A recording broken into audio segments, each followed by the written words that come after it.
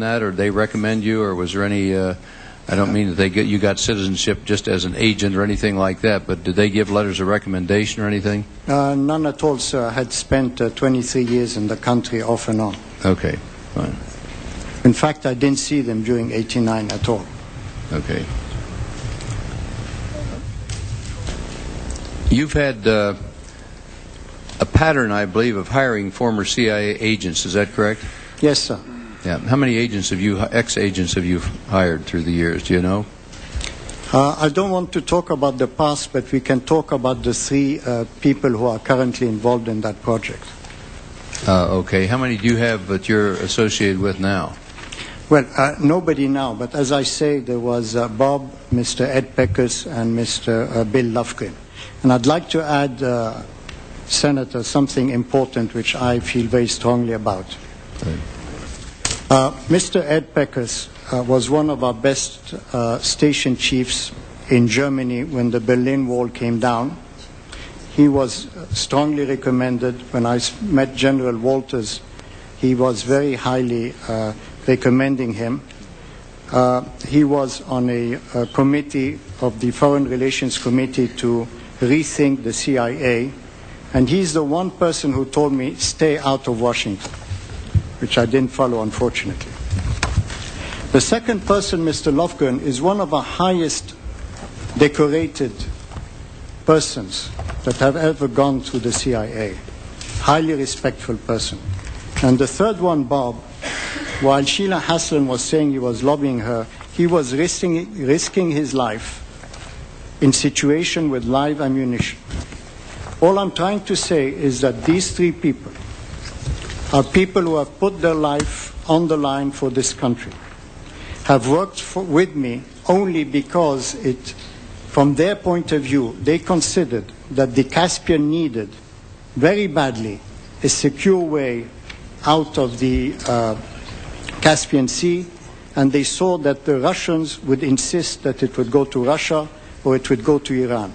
And I think the only reason they believed in what I was doing, and they knew that I could get it done because they were more informed, and this is all the relationship has to do. Okay, thank you. Ms. Leshner? Thank you, Senator.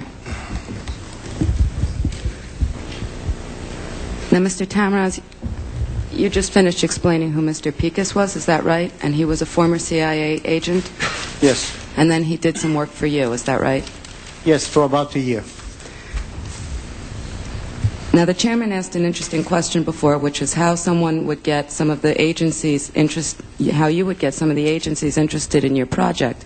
And you listed a series of administrative agencies that you met with regarding your pipeline project, including the first one, I think, was the Department of Energy. You met with the Department of Energy in June of 1995, is that right? Yes. And that meeting was prior to any of your contributions to the Democratic National Committee, is that right? Yes. No one from the DNC helped you set up that meeting in any way, did they? No, I didn't know anyone then. Mr. Pecos is the one who helped arrange that meeting for you, is that right? Yes, I think he just made the call, yeah. You also had a meeting with people from the NSC in June of 1995 prior to any of your political contributions to the DNC, is that right? Just one meeting with Sheila Haslan on June 2nd. And that meeting was also arranged by Mr. Pecos? Well, he just made the telephone call, but I understood Jim Collins from State had suggested to Sheila, as she said in her deposition, that she should see me, even if the pipeline project did not sound very good. There was a peace project there she should look at, which in fact she never discussed with me when I saw her in 20 minutes. And no one from the DNC had anything to do with setting up that meeting, right? No, I had never met them. Now, you also met with people from XM Bank prior to any of your contributions to the DNC, is that right? Yes, through the Bethlehem Steel people. And again, no one from the DNC had anything to do with setting up those meetings? No. Those meetings, I think you said in your deposition, were arranged by Bethlehem Steel, as you just said, and Mr. Pecos was also at those meetings, right? Yes. And Mr. Pecos attended the meetings with you, with the NSC, with the Department of Energy, and with the Department of State, is that right? Yes, Mr. Pecos was with me in the Sheila Haslan meeting, yes. And no one from the DNC asked Mr. Picus or anyone for the CIA to help you with any of those meetings, right? Well, we didn't know the DNC existed then. And in fact, after you started contributing to the DNC, did you have any other meetings with the Department of Energy? I don't recall. If I had them, it might have just been one. I think you said in your deposition that the only meeting with the Department of Energy you recalled was the one meeting with Mr. Carter. Is that right? That's to the best of my recollection, yes. Which was prior to your first Yes. contribution.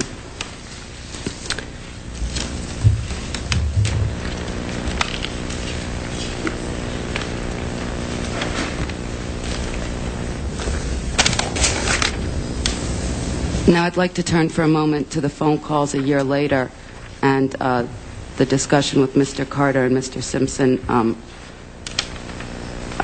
regarding calls to Sheila Heslin. But first, before we get there, Mr. Tamraz, during that whole period, the following year, in April of 1996, you had no knowledge of any of the things that were going on in terms of the testimony yesterday of Sheila Heslin, calls being made on your behalf, did you?